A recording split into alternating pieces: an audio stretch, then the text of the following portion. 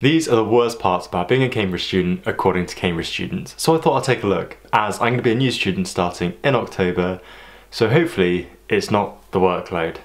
Fingers crossed. So we're going to be watching Paige, who used to go to Jesus College in Cambridge. If you want to watch the original video, click the link in the description below. Right, let's have a watch. Today I'm asking my friends the most juicy question yet, which is, what was the worst part of being a Cambridge student? Did you get any sleep during?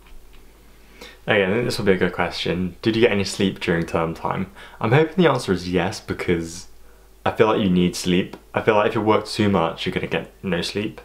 So hopefully it's not too bad. Let's have a look. Term time. Yes, gotta have good sleep if you want to do well in school.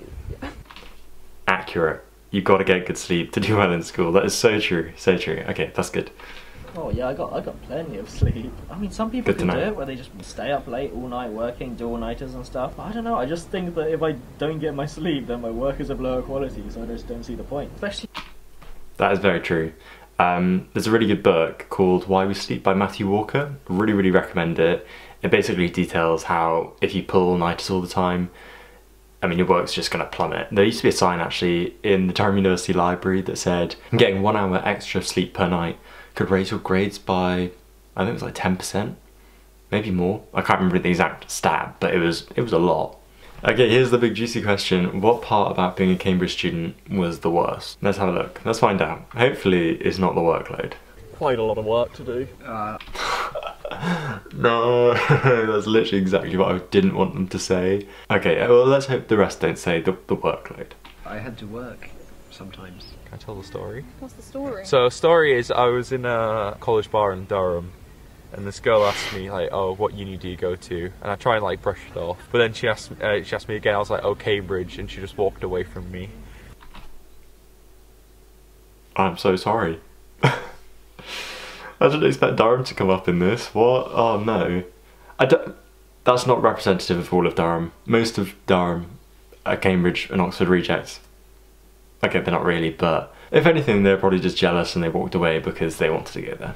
That's what I'd say. So, maybe it's the reputation that you get with being a Cambridge student. Maybe it was just that she didn't like me. Who knows? That's quite... I feel like the reputation's not necessarily a bad thing.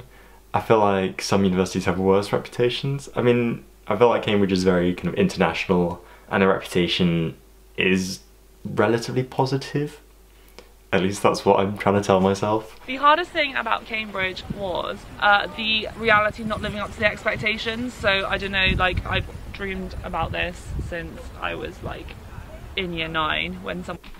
I think this is one thing that worries me a hell of a lot, is that I don't know if there's like a syndrome or something like Cambridge syndrome or Oxbridge syndrome where you grow up thinking it's going to be amazing and you kind of romanticize it so much that when you actually go there you kind of like it's not all that it's cracked up to be. And I think that's kind of what worries me most, and that was also one of the kind of reasons why I was hesitant about actually accepting my offer.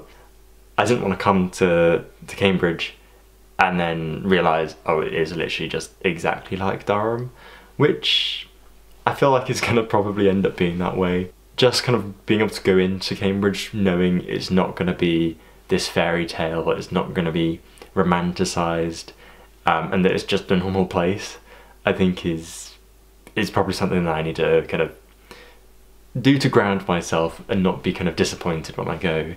I think the worst part is kind of like talking to your friends at other unis and getting the impression that they're like, you know, partying all the time and doing lots of things like that, like especially in their first years, like they just don't really care. That's not too much of a worry for me, purely because I've done my undergraduate, I've been to Durham. Yes, Durham is quite an intensive university, but nowhere near to the extent that Cambridge is. I could still go out and I could still party and enjoy myself, which it sounds like Cambridge you might not really be able to get too much of.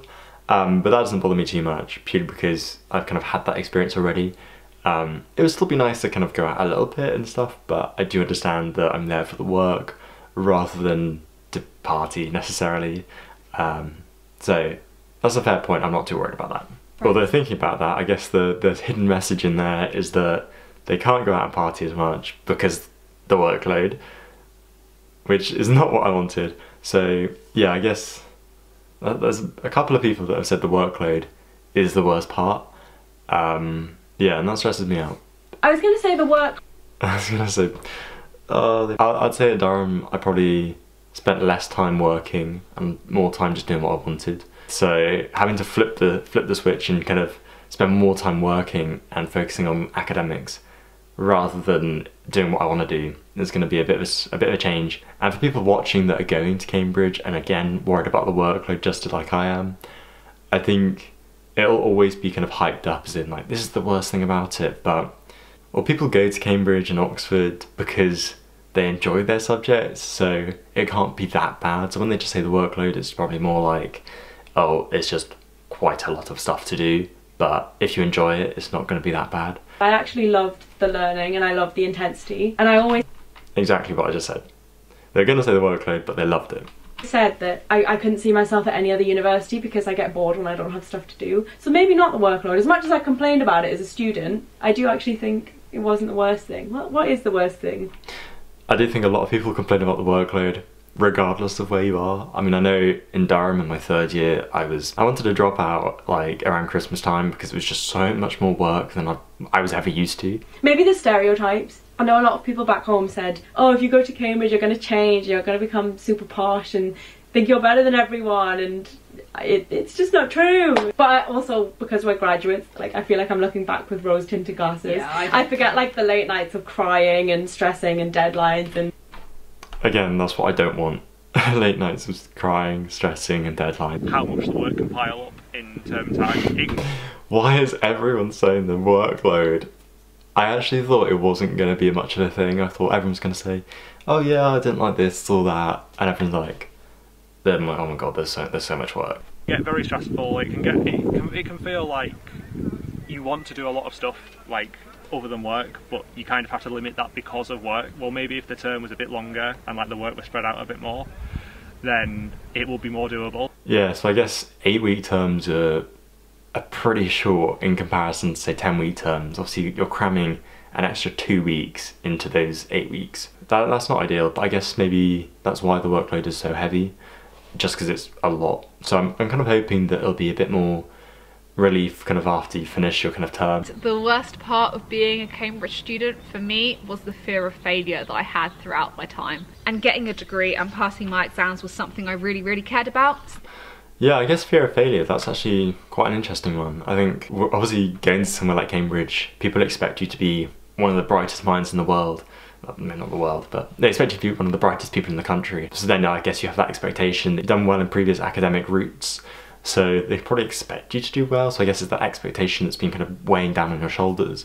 Yeah, I guess going into Cambridge I will probably experience things like imposter syndrome massively, a fear of failure, because I feel like I'm going to be amongst these people that are way smarter than me.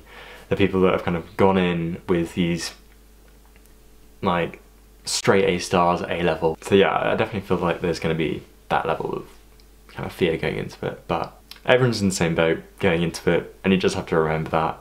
But I did have great friends and family to support me, and yeah, we all have our different struggles while at university. Yeah, I think that's really well summed up by Paige. I think there's definitely going to be, there's difficult times, but as long as you have like your friends, family, and you can kind of manage yourself and make sure you find time to enjoy things, I think it'll definitely be a really great experience. And obviously this video is purely focusing on like the negatives, which is totally looking at it from a one-sided point of view, which is definitely not a very substantial way to look at like the whole picture, because yeah, it's just looking at the negatives. So I think going into it expecting it to be difficult is probably the way to do it, purely because then when you do get quite a lot of work, you're prepared like mentally, and then you can work around that. It'll be okay. And for anyone watching that is worried about it too, like we'll get through this together. Go check out Paige as well down below, and why not check out this video that the YouTube algorithm recommends that you watch next.